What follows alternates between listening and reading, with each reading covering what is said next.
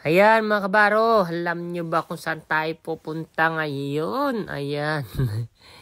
Nag-aayos ngayon si Dudong. Ay, si Dudong. Ngayon ay ang citizen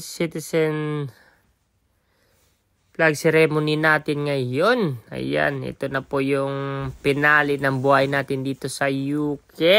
At magiging citizen na po tayo. Ayan, nag-aayos na po tayo. Para pumunta tayo doon. Siyempre, dapat bugi-bugi tayo doon. Hindi naman. Sakto lang, parang picture or photo lang naman doon. Remembrance natin. So, siyempre, mag-congratulate tayo sa King dito na. Tapos promise. Nako po.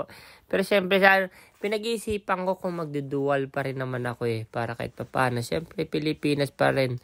Dito lang tayo na tumagal. Dito lang nagkaroon tayo ng mga obligasyon. Pero, siyempre, ang isip natin ay sa Pilipinas pa rin. Alam ko darating pa rin yung araw na babalik pa rin ako sa Pilipinas. Oh, Kaya, yes.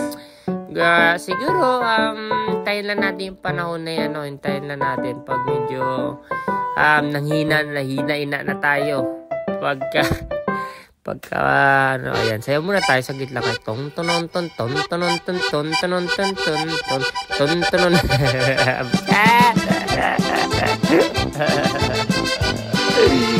Siyempre, tamang patuwa muna. Huwag nyo lang muna ako para tingnan dyan. Siyempre, pang-content natin yan.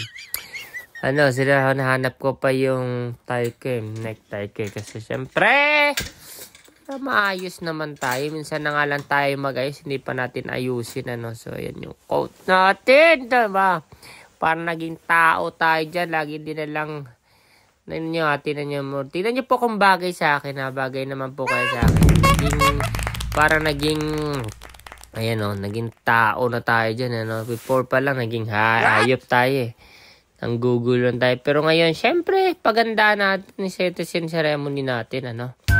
So makikita nyo, ayan. Bagay ba sa akin yan? Bagay ba sa akin? Sakto lang, medyo nalalakyan pa nga ako. Medyo malaki dito kasi yung fit sana. Para medyo, hindi naman tayo. Pero siyempre, dati medyo malaki-laki siya. Kayo siguro, medyo okay na rin naman siguro sa tingin ko. Sa tingin ko, naging okay na din siya. So, please comment kayo dyan kapag okay tayo dyan kay Kuya nyo kabar. Tagal natin mag-ayos na siyempre. Inayos natin. 12 pa naman yung ceremony ko. Kaso lang, siyempre, dapat maging maayos tayo dyan. Oh, yes. Diba? Parang tao na pala ako ngayon talaga. Parang lumaki na ako. Dating liit ko lang Ngayon lumaki na ako. Nakakatuwa. So, ayan. Nakanda na rin tayo. Pupunta tayo doon sa hinanap ko yung necktie ko. Hindi ko manap kung alam ko nandyan lang yan sa loob ng cabinet na yan. Pagkakalam ko. Hindi ko pa mahanap.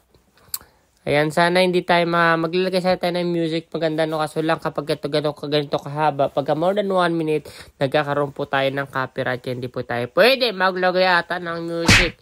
Kaya voice over na lang tayo. So, ayan na. Ready na ako sumayaw. Ayan na, mag-join ako dyan. Ayan, diba? Okay lang ba? Kahit sa likod okay naman siya, diba? Sakto lang siya actually sa akin naging maayos na siya kaya hindi na siya may isa pa muna.